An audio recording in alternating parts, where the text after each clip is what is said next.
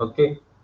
So next thing is, if the load which the motor drives accelerates the motor in the same direction as the motor is rotating. So as a similar that induction generator I told you already, this is the first case. For example, short duration, if you want to break the motor, that is what called as plugging. But in some cases, suddenly again, the maximum, the rotor speed should be above the synchronous speed due to some external load.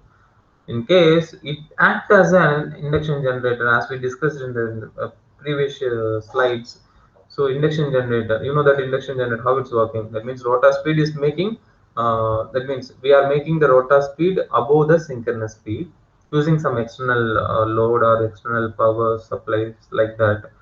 So here again, in case if act as an induction generator, we are making the rotor speed above the synchronous speed. In this case, it is acting as an induction generator which supplies electrical energy to the mains, which tends to slow down the motor to its synchronous speed. Okay, so that means it make the rotor speed to reach the synchronous speed at the same time. In this case, there is no induced current, no induced EMF, so the motor is going to stop. So this kind of braking we can call as a dynamic or regenerative braking. So this type of braking we can call as a dynamic or regenerative braking. So these are all about three modes which is related to the torque and slip characteristics. Okay, so anyhow, I will just repeat the recap the session. That is, first we should know why we are going to characteristics between some parameters.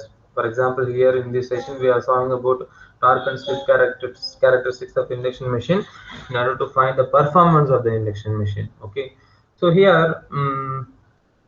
So torque, slip, both are related based upon the speed of the rotor. So that is what we see. We saw about that in this session. So here, you know that slip is the difference between ns, means synchronous speed minus nr divided by ns. That is what slip. You know that. And next thing is, once the slip is varies, torque is also varies. So this is what the characteristics curve. In this, it is acting as a three modes. One is braking mode and motoring mode and generating mode. Braking mode we can call as a low slip region, motoring mode we can call as a medium slip region, and generating mode we can call as a high slip region. So here in that motoring mode, you know that it is exactly proportional to the slips. When the slip is zero, torque is also zero. When slip is high, torque is also high. So it is exactly directly proportional. So it is acting as a motoring mode. This is exactly as the principle of working principle of induction machine. The next thing is generating mode. In this mode, the synchronous rotor speed should we should make rotor speed should run above the synchronous speed.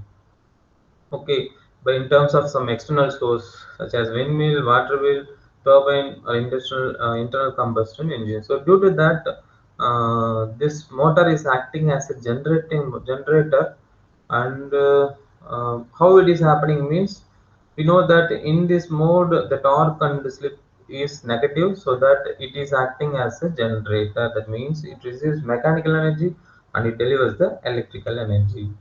Then but it's not using much because of you know that, suppose in case it is this rotor speed is going below the synchronous speed, so it motor going to stop and it will not able to produce the exact output, that is as electrical. So in this case, we are making the induction generator not using much in our daily purposes. Next thing is braking mode. We have to stop the motor in these cases. You know that very well. That means if you want to change the polarity of the supply voltage, so the motor rotate to reverse direction and the motor is going to stop. This is what we can call as a plugging. And next, due to that internal supply and kinetic energy, these are all things is they are present in the induction machine that will dissipated as a heat. So that heat may be reduced by cutting or by disconnecting the supply of stator side. Okay. The next thing is again in induction generator concept, that is we are making the rotor speed to run above the synchronous speed. In that case, sometimes it is coming to equal, the rotor speed is equal to the synchronous speed. That time the motor is going to stop. So that case we can call it as a dynamic or regenerative braking. Okay. So these are all about the torque slip characteristics of induction machine. That's all about it. So thank you. Next class we will see about the next topics.